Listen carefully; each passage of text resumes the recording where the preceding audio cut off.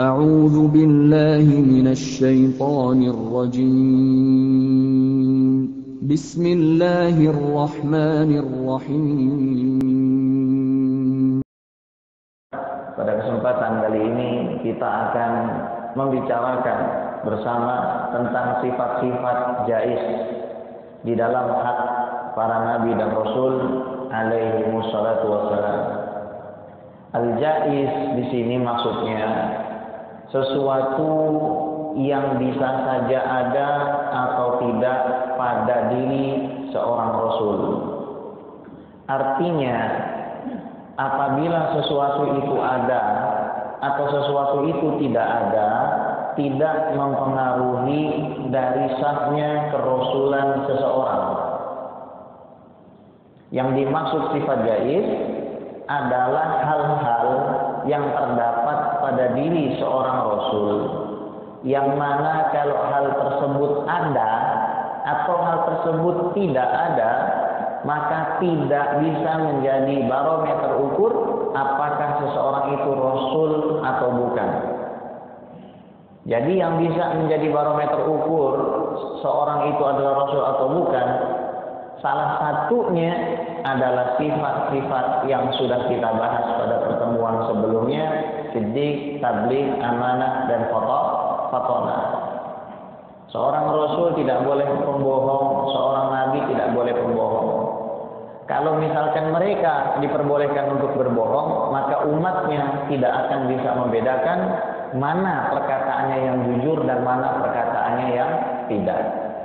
Makanya sebelum diutus menjadi nabi dan rasul, sifat amanah itu adalah yang paling tampak dikenal oleh kaumnya terhadap seorang nabi ataupun rasul. Ada faedah, kita juga harus menjaga sifat amanah, di mana akhir zaman ini justru malah sifat amanah itu diperjualbelikan dengan murahnya.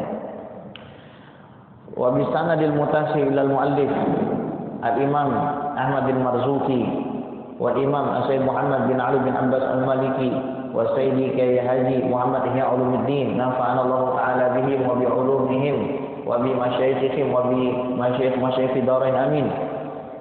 Qala an-Nadim rahimahullah wa jaizun fi haqqihim min aradi bi ghairi nafsin ka khafifil maradi. Dan apa yang boleh di dalam hak para nabi dan rasul tersebut adalah apabila terjadi pada diri mereka arad. Apa yang dimaksud dengan arad? Bi fathir ra ma ya'ridu lil insan min maradin wa ghairihi. Jadi apa-apa yang terjadi pada diri seorang nabi dan rasul dari penyakit ataupun selainnya. Maksudnya yang kita anggap kalau di dalam diri manusia itu adalah sebuah kekurangan. Padahal bukan merupakan sebuah kekurangan, tapi ketetapan Allah Subhanahu wa taala. Bi ghairi naqsin ka khafifil maradi. Nah, tapi yang terjadi pada para nabi dan rasul ini adalah bukan penyakit yang menyebabkan seseorang itu terlihat hina. Bukan merupakan penyakit yang menyebabkan bahwa seorang rasul itu terlihat cacat. Jadi nggak benar kisah-kisah yang disampaikan oleh orang-orang Yahudi dan banyak sekali dinukilkan kadang-kadang oleh para penceramah. Misal Nabi Ayub alaihissalam badannya penuh ulat. Itu zaman saya kecil kisahnya sangat populer dan masyhur itu. Nabi Ayub kena ulat, badannya keluar belatung, ya. Istrinya menjauhi karena jijik dengan Nabi Ayub alaihissalam. Ini inna lillahi wa inna ilaihi raji'un. Tidak mungkin seorang nabi yang dimuliakan oleh Allah SWT punya penyakit seperti itu. Hati-hati. Jangan sampai kita justru mengkiaskan dengan cara yang salah. Karena apa yang kita anggap sebagai kekurangan di sisi Allah Subhanahu wa taala itu adalah sebuah kelebihan. Bagaimana apabila yang kita anggap kekurangan tersebut terjadi pada seorang nabi dan rasul? Maka jangan kita kiaskan diri kita dengan nabi dan rasul. Fa aqidatukum mukhtiratun jiddan. Akidah antum berbahaya. Kenapa berbahaya? Misal Nabi Muhammad SAW tidak membaca dan tidak menulis. Itu sebelum hijrah, ittifaq bainal ulama. Setelah hijrah, ada sebagian kecil dari para ulama mengatakan bahwa Nabi Muhammad SAW bisa baca tulis setelah hijrah. Tapi ini pendapat sangat sedikit sekali. Nah, jangan sampai kita mengatakan saya nggak bisa baca tulis, Rasul aja nggak bisa baca tulis. Apa maksudnya? Rasul nggak bisa baca tulis, beda dengan kita nggak bisa baca tulis. Membaca dan menulis di zaman itu, pertama ya alasannya, adalah sebuah kekurangan dan aib bagi bangsa Arab. Kenapa demikian? Karena mereka punya kekuatan hafalan yang kuat. Jadi buat apa lagi nulis nama, nulis nomor handphone? Antum kenapa nulis nomor handphone? Di handphone. Kenapa nulis nomor handphone orang? Karena kalau mau mencet bingung. Ustadz yang 0818 atau 12 ya, udah lupa. Kalau di zaman dulu nggak ada begitu. Makanya orang Arab nggak butuh baca tulis. Itu pertama. Yang kedua, baca tulis itu adalah sarana, bukan tujuan. Tujuannya adalah supaya kita bisa menyimpan memori ataupun mendapatkan pengetahuan. Wa qayyid suyudaka bil hibdil watiq. Ikatlah kamu punya buruan dengan tulisanmu yang kencang, dengan ikatan yang kencang. Apa maksudnya? Dengan tulisan, dengan tinta yang kencang, yang kuat. Tapi Nabi Muhammad SAW tidak butuh semua itu. Kalau antum udah langsung connect sama yang punya alam semesta, apa masih butuh baca tulis? Nggak butuh lagi. Semuanya langsung min indillahil azizil hakim. Dikasih tahu semuanya sama Allah Subhanahu wa taala. Yang ketiga, sebagai bukti bahwa Nabi Muhammad SAW adalah seorang nabi dan rasul. Karena seandainya beliau bisa membaca dan menulis, maka akan banyak sekali orang yang menyangka kalau beliau kuliah di UIN. Lulusan UIN ini, pantesan bisa baca tulis. Oh, ini lulusan Darul Hasbi, pantesan bisa baca tulis. Ini bukan lulusan mana-mana, saudara. Nabi nggak lulus di perkuliahan, malah SD juga enggak. Tapi pinter dan alimnya ngalah-ngalahin profesor, ngalah-ngalahin doktor, ngalah-ngalahin LCMA. Ya. Jadi ini sebelum kita baca harus dipegang betul-betul, jangan mengkiaskan itu. Terutama yang terjadi pada dirinya. Kalau suasana emang kita harus kiasin. Tahun 35, umur 35 tahun Nabi Muhammad SAW kebanjiran. Kita boleh bilang, ya Allah, jangankan saya, Rasulmu yang mulia saja kebanjiran. Maka saya harus sabar. Itu tidak apa-apa. Tapi kalau kita ada penyakit, yang penyakit itu buruk, jangan sampai. Itu bukan akidah kita, bukan akidah Ahlus Sunnah wal Jamaah. Thayyib. Qala wal jaizu fi haqqil anbiya'i war rusuli alaihi wassalatu wassalamu uqul a'rad al-bashariyah allati la tuaddi ila naqsin fi maratibihim al-'aliyyah. Dikatakan sesungguhnya dari hak para nabi dan rasul, semoga Allah Subhanahu wa taala selalu melimpahkan salawat dan salam kepada mereka, adalah terjadinya penyakit-penyakit ringan yang manusiawi, yang mana penyakit tersebut, hal tersebut, keadaan tersebut tidak mengindikasikan kekurangan terhadap tingkatan mereka yang sangat mulia. Kemudian fayajibu ala kulli mukallafin ay'taqida annahum alaihi wassalatu wassalamu yata'arraduna lima yata'arradu lahu ghairuhum minal bashar minal akli wasyurbi wal bai' wasyira' ودخول الأسواق والزواج والموت والحياة واللذة والألم والصحة والمرض. Dan wajib bagi diri kita meyakini bahwasannya para nabi dan rasul memang mengalami hal-hal yang juga dialami oleh manusia biasa, seperti makan dan minum. Kita nggak bisa bilang oh nabi ini makan, maka dia bukan seorang nabi. Oh orang yang ngaku rasul ini minum, maka dia bukan seorang rasul. Ini seperti apa? Seperti keinginannya orang-orang kafir Quraisy, karena mereka sudah tidak bisa membantah hujah Nabi Muhammad SAW, maka mereka meminta-minta yang aneh-aneh. Turunkan azab sekarang, kalau memang benar. Padahal salah satu keistimewaan Nabi Muhammad SAW, umat-umat di masa lalu, apabila para nabi dan rasulnya udah nggak tahan, pasti langsung kena azab. Di zaman Nabi SAW, hatta sampai sekarang, mana yang kena azab? Seluruh umat manusia gitu diazab? Enggak. Kalau ujian, cobaan, bencana alam, itu terjadi. Tapi azab, sesuatu yang nggak biasa terjadi, itu hanya para nabi dan rasul sebelum Rasul SAW. Itu maknanya wa ma arsalnaka illa rahmatan lil alamin itu. Kata Imam Izz bin Abi Salam. Bayangin, orang-orang di zaman Nabi Syuaib, mereka dikasih kering rontang, airnya dihabisin, mereka keluar berhamburan dari rumah, ngelihat ada awan, kirain mau turun hujan, mereka semua berteduh di bawah awan itu, yang keluar dari awannya api. Ada terjadi di zaman ini? Nggak ada. Semuanya apa? Karena rahmatnya Nabi Muhammad SAW. Dua, semua nabi dan rasul itu dikasih satu doa yang mustajabah di dunia. Ini dakwah mustajabah. Pokoknya kalau doa pasti kabul. Semuanya pakai di dunia. Para sahabat pernah curhat sama Nabi, ya Rasulullah, kenapa engkau tidak berdoa saja kepada Allah supaya kita ini diselamatin, kita dimenangi langsung?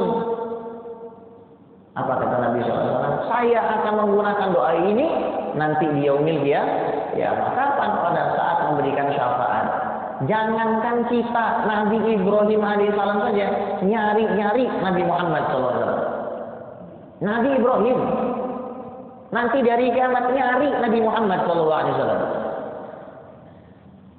Apalagi kita. Makanya kita jangan durhaka sama Nabi SAW. Gimana durhaka sama Nabi Muhammad SAW? Malas baca sholawat, nggak mau sholawat sama Nabi. Bayangin, kalau kita dibantuin sama orang, dikasih uang 3 miliar, 4 miliar, kita pasti inget-inget tuh orang. Gimana haknya seseorang yang pasti akan menyelamatkan kita, menyelamatkan orang tua kita, menyelamatkan anak, istri kita, suami kita, cucu kita? Apakah segitu malesnya kita sholawat sama Nabi SAW? Durhaka kita sama Nabi SAW. Ajarin anak buat baca sholawat. Tegesin sama istri buat baca sholawat. Ba'da isya baca sholawat 400. Baca sholawat 500 sebelum tidur. Kalau nanti malam bangun lagi, habis sholat malam, habiskan waktu dengan sholawat. Itu baru keluarga yang tahu untuk berbakti kepada Nabi Muhammad SAW. Dan kemudian ada cara tercepat mendapatkan syafaat yang sebenarnya kita punya kesempatan sehari 5 kali. Kata Nabi SAW, sesungguhnya di surga ada satu tempat yang namanya wasilah. Wasilah ini hanya dijadikan oleh Allah Subhanahu wa Ta'ala kepada satu orang saja. Nggak ada duanya. Yang namanya wasilah ini hanya untuk satu dari hamba Allah Subhanahu wa Ta'ala. Dan aku yang ingin, aku berharap Allah Subhanahu wa Ta'ala memberikan tempat itu khusus untukku. Barang siapa meminta kepada Allah Subhanahu wa Ta'ala agar wasilah itu menjadi untukku, halat lahu syafaati, maka dia pasti mendapatkan syafaat. Kapan itu kita minta wasilahnya? Azan, pada azan. Allahumma rabb hadhihi da'wah wa salatil ati sayyidana Muhammadanil. Itu maksudnya Allah kasih untuk Nabi Muhammad SAW tempat yang teragung, tempat yang paling mulia yang engkau tidak berikan kepada siapapun di surga. Siapa yang berdoa seperti itu, maka pasti diselamatin sama Nabi Muhammad Sallallahu Alaihi Wasallam. Nah ini kita orang habis azan, udah azan kagak jawab, habis azan main gaple. Lu pengen dapat syafaat gimana? Namanya syafaat, kerjain main gaple.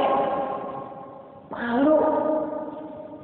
Kita bakal ditolong sama Nabi, keluarga kita bakal ditolong. Kita dikasih minum 2 kali sama Nabi. Nanti di hari kiamat yang kasih minum kita siapa? Nabi Muhammad SAW. Ada telaga namanya haud, ada telaga namanya al-kautsar. Orang yang minum dari haud itu pasti dia nggak bakal haus. Selama-lamanya dia nggak bakal merasa haus. Enak perasaannya, tenang batinnya. Bayangin kalau kita lagi kehausan, kita habis naik sepeda, habis lari pagi, kita muter-muter Senayan, balik ke petukangan, tiba-tiba ada Ustadz Ian di depan situ bawa air. Ji, mau kemana? Nih, minum dulu dah. Minum. Habis kita minum, rasanya seger. Kita kebayang-bayang, Ustadz Ian. Tadi kehausan banget tuh, hampir pingsan. Dikasih minum, alhamdulillah. Ini kita habis ngantri. Khamsina alfasanah, 50.000 tahun, meskipun dikorting sama syafaat jadi 1.000 tahun, kita ngantri 1.000 tahun. Umatnya Nabi Muhammad SAW kehausan, nggak ada minum. Tiba-tiba dikasih minum. Jangan durhaka sama Nabi. Kita sama bos nggak durhaka, sama orang tua juga nggak boleh durhaka. Pengen durhaka sama Nabi. Nggak mau baca sholawat, maksiat terus, nggak ada penyesalan, bahaya. Maka kita rubah diri kita pada tahun yang baru ini, bahwasanya kita pengen jadi orang yang lebih dekat sama Nabi Muhammad SAW. Ya. Wal bai' wa syira', jual beli. Jadi seorang Nabi jual beli seperti manusia biasa. Wa dukhulil aswaq, masuk ke dalam pasar. Wa zawaj, nikah. Nabi mah harus jomblo, nggak gitu. Jangan bisa main zaman sekarang yang pada takut zuan. Ya, kalau seorang Nabi itu nikah itu adalah sebuah kemuliaan bagi yang menikah dengan beliau. Makanya istri-istri Nabi adalah orang yang mulia. Siapa yang menghinakan istri Nabi itu adalah orang yang aneh dan pandir. Misalkan ada orang menghina Siti Aisyah, pertanyaan saya gampang. Kamu pernah ngurusi bajunya Rasulullah? Pernahkah kamu menyuapi Rasulullah? Pernahkah kamu ngurusin pakaian Rasulullah? Pernahkah kamu mijiti badannya Rasulullah? Pernahkah kamu siapkan perlengkapan perangnya Rasulullah? Nggak pernah. Terus siapa kamu mau melaknat daripada Siti Aisyah? Apakah tidak berpikir betapa mulianya orang-orang yang hidupnya ada di sekitar Nabi Muhammad SAW? Kita punya akidah Ahlussunnah wal Jamaah kudu diselamatin. Jangan sampai anak cucu kita nggak kenal dengan para sahabat, nggak kenal dengan ahlu bait Nabi SAW, nggak kenal dengan azwajur Rasul SAW, nggak kenal sahabat, nggak kenal ahlu baitnya, dan nggak kenal dengan istri-istrinya. Jangan sampai.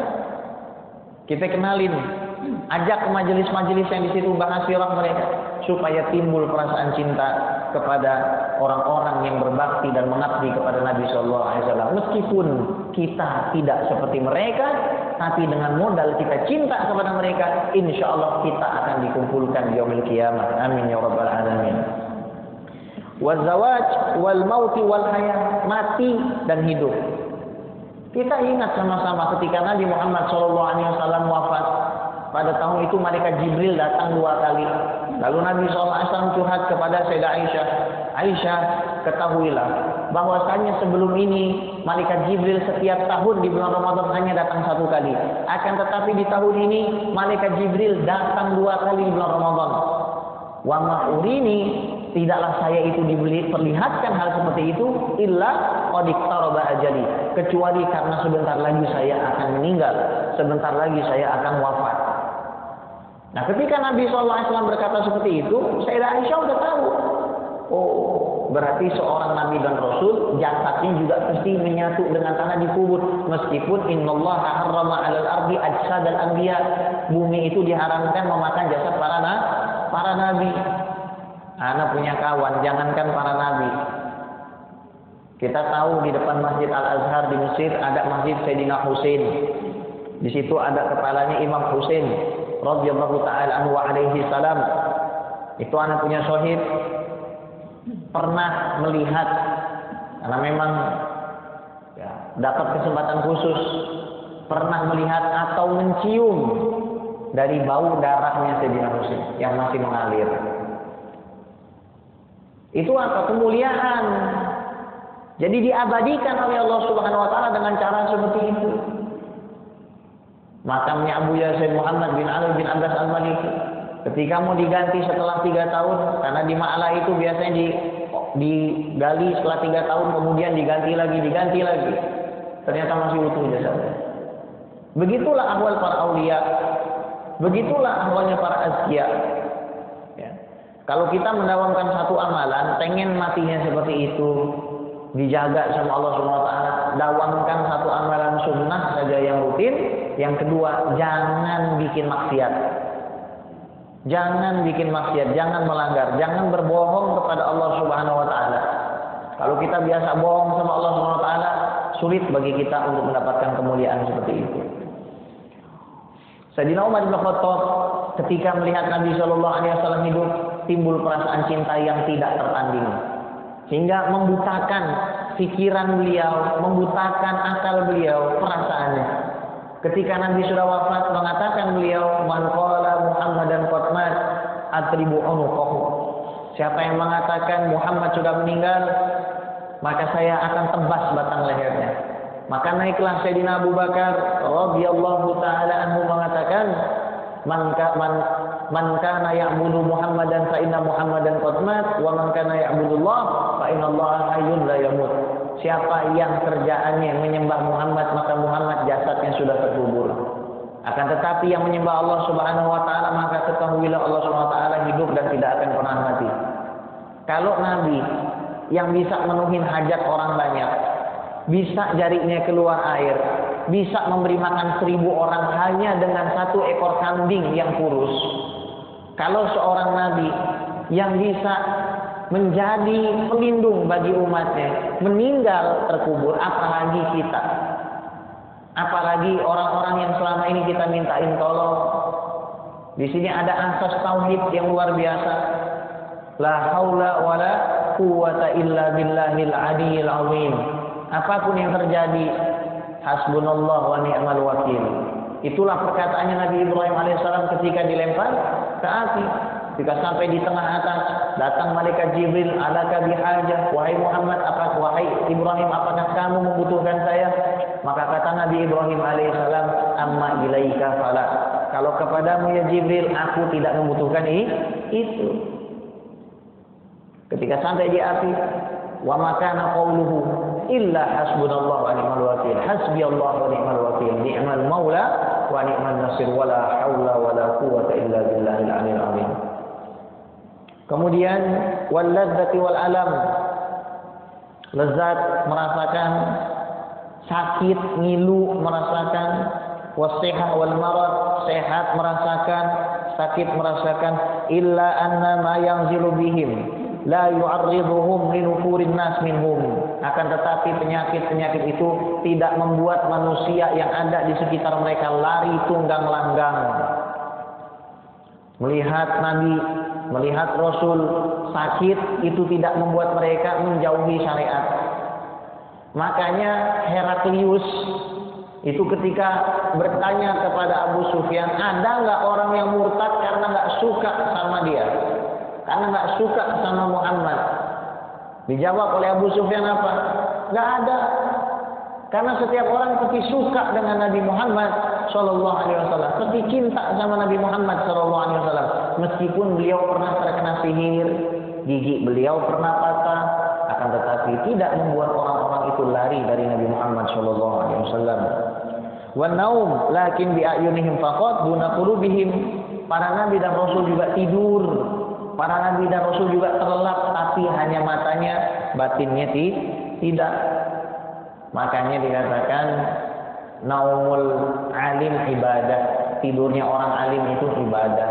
Maksudnya siapa? Tidur orang yang tahu bahwasannya Allah Subhanahu wa taala yang menghidupkan dan mematikan.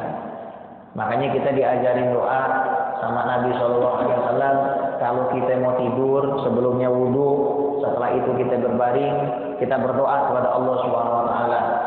Allahumma inni wajjahtu wajhi ilaika wa aslamtu nafsi ilaika wa fawwadtu amri ilaika wa alja'tu dhahri ilaika raghbatan wa rahbatan ilaika la malja'a wa la manja minka illa ilaika amantu bi kitabika alladzi anzalta wa bi rasulika alladzi arsalta. Ya Allah, aku serahkan semua urusan ini padamu, aku hadapkan diri ini kepadamu, aku minta perlindungan dari apa yang akan membahayakanku, semata-mata karena aku mencintaimu dan takut diazab olehmu. Tidak ada jalan keluar, tidak ada tempat minta pertolongan melainkan darimu. Aku beriman kepada kitab yang kau turunkan dan kepada nabi yang kau utus. Siapa yang melakukan itu, kalau dia bangun, dia akan dijadikan orang yang lebih baik. Akan tetapi kalau dia dimatikan, maka dia akan mengalami kematian yang husnul khotimah. Itu doanya Bukhari Muslim, ya. Aidan wa khurujul mani lakin bimtila'il aw'iyah. Jadi para nabi dan rasul itu juga mengeluarkan sperma, mohon maaf ya, mengeluarkan sperma tapi bukan gara-gara mimpi, akan tetapi dikarenakan penuh tanknya. Kayak kita misalkan ngelihat ada gelas, kemudian kita isi dengan air, melebihi kapasitasnya, keluar nggak? Keluar, bukan gara-gara mimpi. Ya, sebabnya kenapa? Duna lihtilam li'annahu min tala'ubi syaitan. Karena yang namanya mimpi basah itu adalah hasil permainan setan. Siapa yang mimpi basah berarti udah dimainin setan. Siapa yang mimpi basah berarti dia bukan seorang nabi. Kalau misalkan Ahmad Musadek dulu ya, terkenal, dia ngaku nabi kan, tanya aja, lu mimpi basah nggak, Dek? Gitu. Wah, tiap hari banyak kayak begitu. Ya, dimainin sama setan. Kalau kita harus yakin para nabi dan rasul tidak mungkin diganggu oleh setan. Fala yajuzu li syaitan ayatasallat alaihim. Jadi tidak boleh namanya setan apapun bentuknya, gimana tingkatan dan levelnya, iblis sekalipun untuk menguasai seorang nabi dan rasul. Ini ada yang mengatakan Nabi Ayub kerasukan setan. Ada orang-orang Yahudi seperti itu. Hati-hati lah. Kita ini bukan para nabi dan rasul, diajarin untuk takzim kepada nabi dan rasul. Mereka memang manusia biasa, tapi punya kedudukan istimewa di sisi Allah. Wa ammal a'radu allati fiha naqsun kal judzam wal baras. Adapun hal-hal yang berasal dari luar, bukan memang pada asal penciptaan para nabi dan rasul, daripada apa yang dianggap kekurangan seperti kusta, lepra, kemudian baros, kulit bagian dalam itu terlihat sehingga darahnya itu kelihatan, ya, penyakit seperti itu. Kemudian wasomam wal ama wal bukum wasyalal, tuli, buta, bisu, lumpuh, wal araj, pincang, wal ur, kemudian matanya picak, buta sebelah, ya, fa mustahila alaihi, maka mustahil. Makanya di Dajjal itu disifati dengan awar, matanya buta sebelah. Matanya Dajjal buta sebelah, buta bagian kanan. Di antara kedua alisnya ini terdapat tulisan kafir. Yang bisa melihat hanya orang yang beriman pada Allah SWT. Dinamakan Al-Masih karena mata sebelah kanan itu menyembul. Seperti apa? Seperti buah anggur yang ada di atas air. Dajjal akan tinggal 40 hari. Satu hari seperti setahun, satu hari seperti sebulan, satu hari seperti seminggu, sisanya seperti hari biasa. Asa yaminan wa asa shimalan. Dia akan pergi ke kanan merusak, pergi ke kiri merusak, bikin orang pada murtad. Kata Nabi, fatbutu, diamlah kamu, teguhlah kamu. Jangan Dajjal disamperin. Ada dajjal-dajjal maknawi. Siapa? Mereka yang suka membuat kita terlena dari akhirat. Mereka yang suka berdusta, membohongi kita. Ya. Maka ciri seorang dajjal palsu, ya, meskipun bukan dajjal yang asli, karena dajjal yang asli itu sudah ada dari zaman dulu. Ya. Ada riwayat dari Tamim Ad-Dari soal Dajjal ini, di mana beliau sebelum masuk ke dalam agama Islam sedang berlayar dan akhirnya terombang-ambing sampai akhirnya datang sebuah pulau. Di situ ada Al-Jassasah, binatang yang penuh bulu yang ditugaskan untuk menjaga seseorang yang ada di biara. Jadi namanya Jassasah ini binatang besar. Ketakutanlah itu Tamim Ad-Dari radhiyallahu taala anhu sebelum masuk ke dalam agama Islam. Takut sekali beliau. Karena beliau punya keberanian, beliau bertanya, "Kamu siapa?" "Saya Jassasah." "Siapa kamu?" Tidak dijawab. "Kalian adalah orang yang ditakdirkan untuk menemui laki-laki yang ada di biara itu. Pergi kalian ke sana karena dia sudah menunggu kabar dari kalian." Sampai ke situ melihat satu figur yang sangat besar lagi dirantai. Itulah Dajjal. Akhirnya dia bertanya, "Apakah kurma sudah berbuah? Apakah sungai Tiberias itu sudah surut? Apakah Nabi Muhammad SAW sudah diutus? Apakah banyak orang yang menjawab dakwahnya? Berarti sebentar lagi aku akan keluar." Ya, ini sudah akhir zaman. Tanda-tandanya sudah tidak kurang-kurang lagi. Ya, jadi itulah Dajjal. Ditampakkan celah dan cacatnya oleh Allah Subhanahu Wa Taala supaya orang-orang yang punya agama, ilmu dan iman tahu kalau dia adalah seorang pendusta. Famakila inna Syuaiban alaihissalam kana dhariran la asla lahu. Kalau ada yang mengatakan Nabi Syuaib alaihissalam itu adalah orang yang buta, maka dia tidak memiliki dasar sama sekali. Ya. Wa Yaqub alaihissalam innama hasalat lahu ghisyawah wa zalat. Dan Nabi Yaqub alaihissalam yang terjadi adalah selaput matanya menutup daripada bola mata. Selaput matanya menutup. Anda juga pernah kena begitu. Pernah kena seperti itu. Dan itu bukan sebuah aib dan celah bagi seorang Nabi dan Rasul. Karena saking sedihnya kehilangan Nabi Yusuf alaihissalam. Dan di sini ada cerita tentang tabarruk, di mana Nabi Yusuf alaihissalam memberikan baju kepada saudaranya untuk kemudian diberikan kepada Nabi Yaqub alaihissalam untuk diletakkan di wajahnya seketika hilang ketidakmampuannya untuk melihat dengan sebaik-baiknya. Hilang itu. Berarti tabarruk itu ada. Mencari keberkahan dari benda-benda peninggalan para nabi dan orang soleh itu ada. Adapun peninggalan orang soleh, dalilnya ada di dalam surat Al-Baqarah. Ketika berbicara tentang masalah Tabuk, fihi sakinatu min rabbikum wa baqiyatu mimma taraka alu Musa wa alu Harun tahmiluhul malaikah.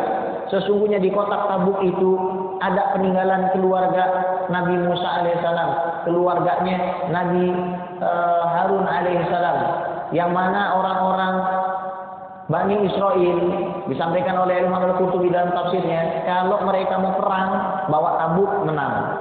Kalau mereka berantem, mereka ada persekutuan, persengketaan, permusuhan, kemudian mereka datang ke Tabuk, Tabuk itu bisa menjadi hakimnya.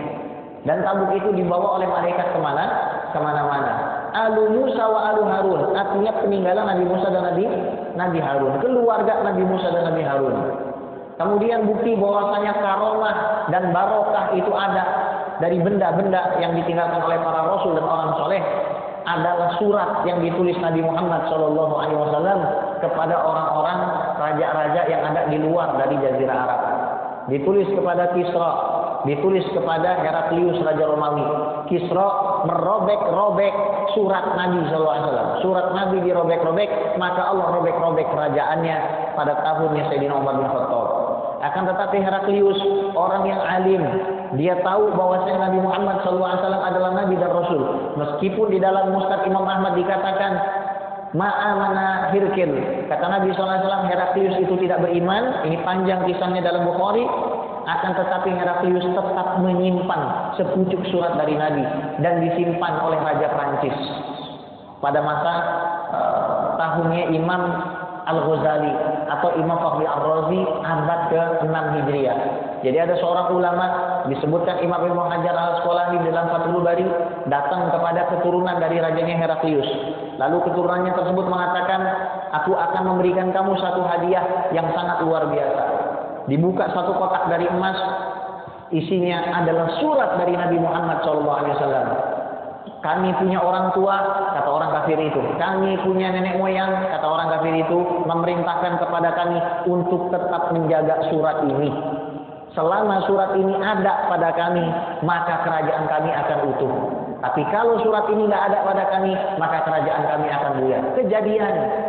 Itu Heraklius merobek-robek. Maka antum jangan suka merobek-robek peninggalan Nabi. Apa? Anak cucunya. Jangan antum robek anak cucunya Nabi Muhammad SAW.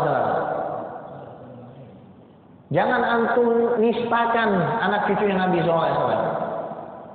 Kalau antum muliakan anak cucunya Nabi SAW, Allah muliakan kekuasaan antum. Tapi kalau antum hinakan anak cucu Nabi SAW, ya kalau memang ada salah, ada kelakuan yang salah, dengan cara yang baik, dengan cara yang adil, dengan cara yang manusiawi. Kita berharap, sangat berharap, saya berdoa, semoga semua gonjang-ganjing permasalahan antara pemerintah dengan FPI bisa diselesaikan dengan sebaik-baiknya. Kita berharap supaya Pak Jokowi, kemudian Habib Rizik, siapapun lah, bahkan termasuk Ibu Megawati, Prabowo, kita bisa sama-sama membangun negeri ini. Ya, ketidaksepakatan itu pasti ada.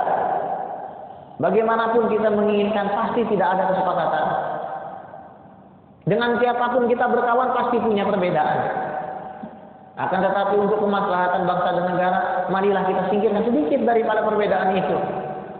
Dan kita berbagi di dalam punya kontribusi kita membangun negaranya yang diwariskan oleh Allah Subhanahu wa taala kepada kita. Jadi kalau kita melihat ahlu bait Nabi, melihat keluarga Nabi yang alim, boleh antum muliakan. Tapi jangan sampai ketika antum melihat keluarga Nabi yang dablek, yang mungkin kelakuannya nggak bagus, antum hinakan. Tapi zaman sekarang banyak habib palsu, ya, suka nyebut-nyebut gelar sendiri, ya. Saya Segar, saya Al ini, saya Al itu, saya Alkalin. Tahu Alkalin? Baterai, ya. Jangan sampai kita ngaku-ngaku, wah, gue pengen dapetin syarifah. Kayaknya kudu ngaku Al-Munawar. Nanti kena sama Said Agil Al-Munawar baru tahu ente. Ya, jangan ngaku-ngaku. Makanya ya para habaib itu Rabithah Alawiyah tulis nasab. Disuruh kita ngedata, sebutin dari ayah abah kita sampai kakek kita nomor 5. Kemudian saudara dan saudari kandung ayah kita. Kemudian juga umi kita.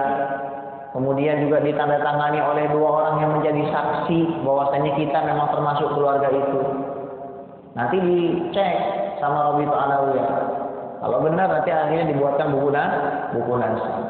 Nah, sekarang ada juga yang pengen buat nasab-nasaban palsu, bikin maktab daimi palsu, ngaku punya tafsir 100 jilid, tapi baca kitabnya belang bentong. Ada yang seperti itu. Kalau muka mah lebih Arab dari saya, tapi secara nasab.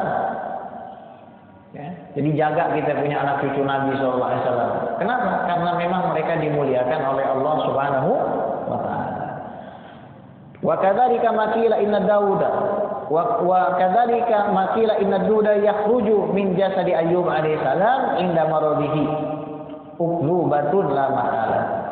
Begitu pula ulat yang dikatakan keluar dari jasadnya Nabi Ayyub alaihi salam pada saat beliau sakit, itu adalah kedustaan yang pasti. Tidak mungkin hal itu adalah sebuah fakta. Wa mimma yadullu ala wuqu'il a'radil basyariyah fi haqqihim qauluhu ta'ala ma li hadzal rasul ya'kulu ta'am wa yamshi fil aswaq. Dan dari dalil bahwasanya Nabi dan Rasul adalah orang-orang yang memang beraktivitas sebagaimana manusia biasa adalah surat Al-Furqan ayat 7. Apa Rasul ini? Kenapa mereka ini ya'kulu ta'am wa yamshi fil aswaq? Mereka adalah orang-orang yang makan makanan dan berjalan di pasar. Jadi kalau kita ngelihat ulama, ada ulama gitu, zuhad, terus nikahnya kawinnya lebih dari 1. Ibu-ibu nggak boleh dengki sama ulama yang begitu. Kalau misalkan ada habaib gitu, bininya 2, jangan bilang, anak nggak mau kali Mama Habib ini. Kenapa bininya 2? Agak urusan gitu kan. Ya, ini Habib yang benar nih. Kenapa? Bininya 1. Ntar dulu. Ya. Yang benar itu adalah yang bininya berapapun tapi adil. Benar. Bukan lantas jadi ini Habib ini makan. Habib itu nggak makan, berarti yang nggak makan lebih soleh. Enggak juga begitu. Jangan sampai punya kesimpulan begitu. Wah, ini Habib ini belanja ke pasar, yang itu di rumah nyuruh bininya. Oh, berarti yang lebih mulia yang nyuruh bininya. Kenapa nih orang kebanyakan ke pasar? Nabi juga dulu belanja ke pasar. Jadi dari aktivitas keseharian orang, jangan antum nilai bahwa dia tidak mulia. Ada Habib main bola. Ini Habib kok main bola. Terus ente maunya ngapain kita? Suruh tiduran di rumah baca kitab doang. Normal. Haji Fikri main sepeda misalkan. Ini katanya pimpinan tahfiz tapi main sepeda. Terus mau ngapain?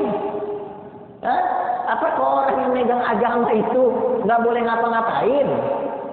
Ini dalil bahwasanya kalau kita melihat dari urusan kemanusiaan yang ada ya, pada ahli agama, ustadz, kiai, muadzin, imam masjid, orang yang kita tuain biasa aja. Karena hal tersebut pun terjadi dan dilakukan oleh para nabi dan rasul. Ya.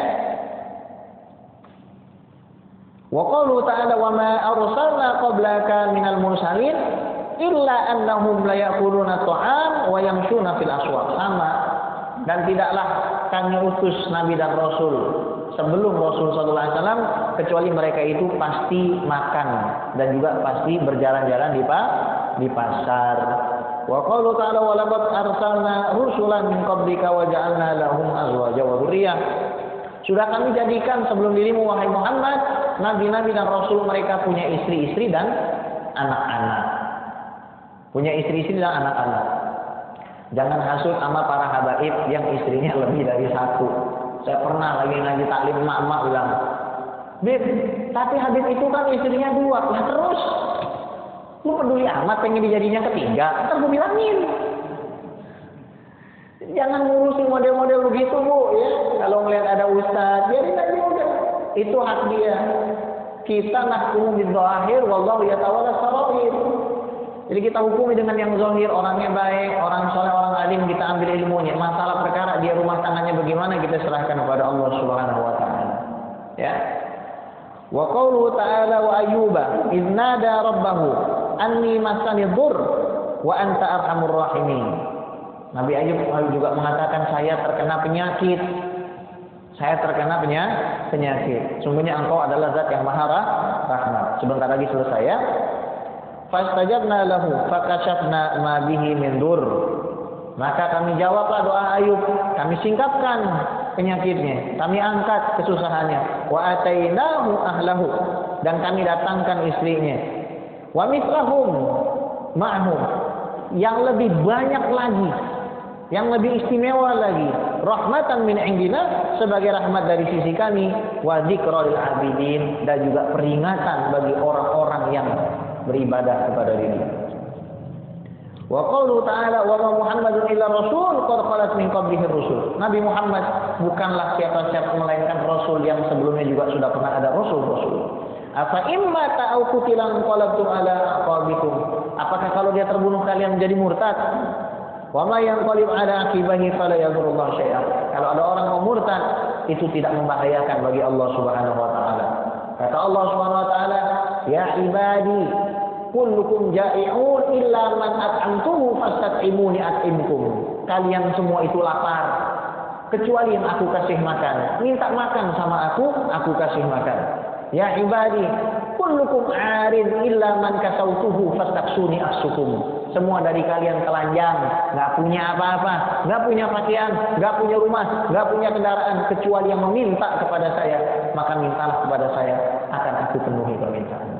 Walau anna awalakum wa akhirakum wa insakum wa jinnakum kanu ala atqa qalbi rajulin wahidin minkum ma zada dzalika fi mulki syai'a.